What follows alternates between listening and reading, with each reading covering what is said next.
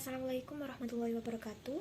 Perkenalkan, nama saya Indra Sutirati Fidela dengan NIM akhir 034. Di sini saya akan menjelaskan yang pertama adalah tentang fonologi. Fonologi yaitu cabang ilmu bahasa yang mempelajari bunyi-bunyi bahasa. Di dalam fonologi ini terdapat pembidangan, yang dimana pembidangan dibagi menjadi dua, yaitu yang pertama adalah fonemik dan yang kedua adalah fonetik. Fonemik ini mempelajari kajian bunyi bahasa sebagai pembeda makna. Contohnya yaitu tari dan lari. Selanjutnya adalah fonetik. Bunyi tersebut sebagai pembeda makna atau tidak. Fonetik ini dibagi menjadi tiga. Yang pertama, fonetik artikulasi torus. Fonetik ini adalah alat ucap yang menghasilkan bunyi. Fonetik akustik, bunyi yang mempelajari berdasarkan frekuensi. Fonetik auditoris, yaitu bunyi sampai ke telinga pendengar. Di dalam fonologi itu juga terdapat alat ucap manusia, yang dimana organ tubuh manusia yang berfungsi dalam pengucaran bunyi bahasa. Nah, di alat ucap manusia ini terdapat anatomi. Anatomi ini dibagi menjadi dua. Yang pertama adalah artikulator, alat ucap yang dapat digerakkan dalam berbagai posisi, misalnya bibir bawah, ujung lidah, daun lidah, punggung lidah.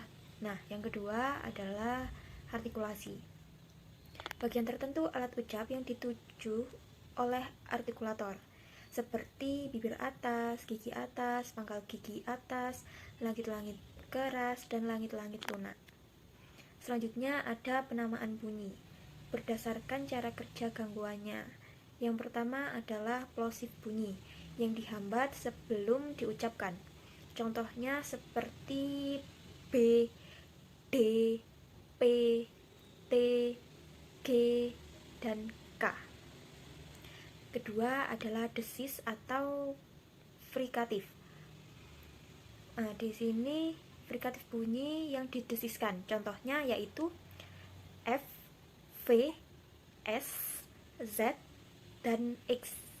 Yang ketiga adalah afrikatif bunyi yang dihambat dan didesiskan. Contohnya adalah C dan J. Yang keempat, lateral atau sampingan keluarnya udara dari sisi lidah. Contohnya yaitu L. Yang kelima adalah nasal atau dengung bunyi yang didengungkan. Contohnya M, N, eng. Nah, yang keenam yaitu trill atau getar bunyi yang digetarkan. Contohnya adalah R.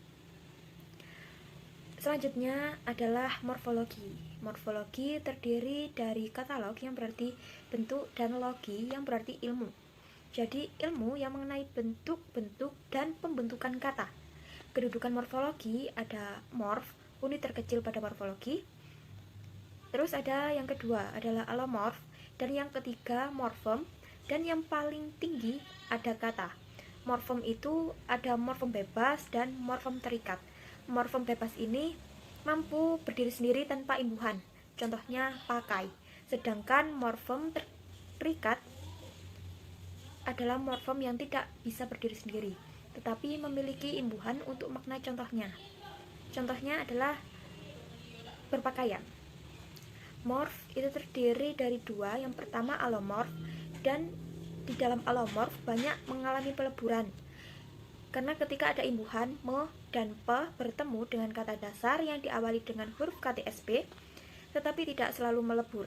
Jadi KTSP melebur kalau dua kata dasar huruf keduanya itu vokal. Kalau konsonan nggak melebur, contohnya kait bertemu dengan me jadi mengait, bukan mengkait. Karena kata dasar huruf yang kedua itu A, yaitu vokal. Imbuhan ber ada dua, yaitu be dan bel. Ber digunakan ketika ketemu kerja, jadi bekerja bukan bekerja. Sedangkan be itu ketika imbuhan ber bertemu dengan ajar, jadi belajar, bukan berajar. Sedangkan morf adalah kata asli yang tidak mengalami perubahan ketika berada pada awalan atau akhiran. Morf ini juga tidak mengalami peleburan. Contohnya yaitu mendongkrak, kata dasar dari dongkrak. Selanjutnya yaitu kita akan membahas tentang sintaksis. bagian dalam tata bahasa yang mengkaji struktur kalimat. Yang pertama ada kalimat satuan bahasa yang punya makna. Yang kedua itu adalah frasa gabungan, dua kata atau lebih yang bersifat non-predikat. Contohnya yaitu rumah besar.